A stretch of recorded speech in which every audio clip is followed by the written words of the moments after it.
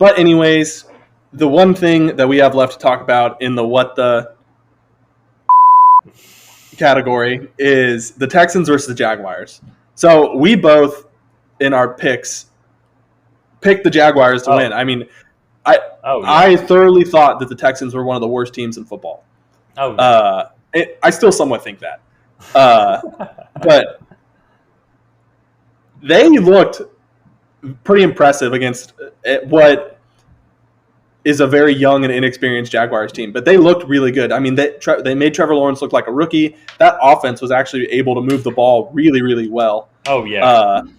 Mark Ingram had a day. Tyrod Taylor, he looked like he's in midseason form, and he hasn't played football really in like 2 seasons. Well, and also imagine if you're Tyrod Taylor and and people are saying like because of the Deshaun Watson situation, we're stuck with Tyrod Taylor, and he's like, he's like, screw you guys, I want to come. Wait. Yeah, he said you. I want to go out and win some football games, and he played really well. His chemistry with Brandon Cooks. Brandon Cooks is an underrated receiver. Oh yeah, he was getting. He had how many yards did he have? I'm trying to think. I wish I.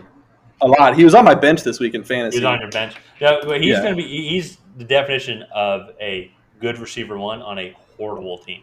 So, like he's going to be a guy if you're doing FanDuel, DraftKings fantasy, like to keep an eye out on him because he's going to be very affordable and he's going to get a lot of touches and receptions this year. But Tyrod Taylor is that perfect mix of a quarterback where, and it's what we were talking about. I think we have a video coming out about dual threat quarterbacks, but how you still need to be able to pass the ball. But he's still so deadly with his feet that he's able to get out of the pocket, improvise, and like people forget, like he's had a great career. Well, sorry, he's had a good career. He's kind of turned into this journey right now, unfortunately, due to injuries. But he played really well. Danny Amendola caught a touchdown as well. Brandon Cooks had 5 for 132. 5 for 132 and a touchdown, right? Yeah. Did he? I think it didn't say.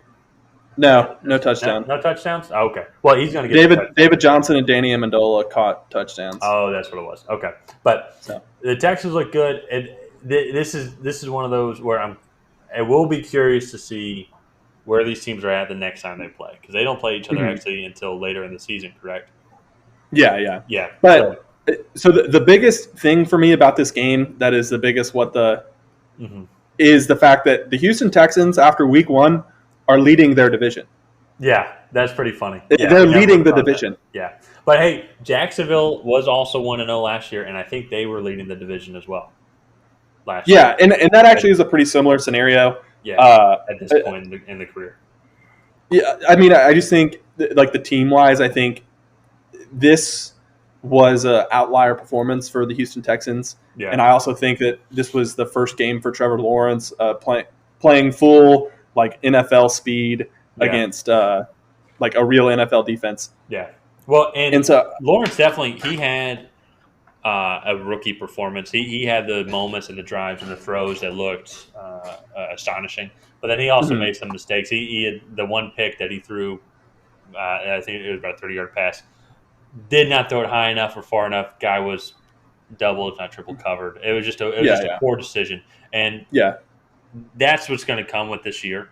But still, though, some of the plays that they made, like he's exciting to watch. The team's going to be exciting to watch. It's going to be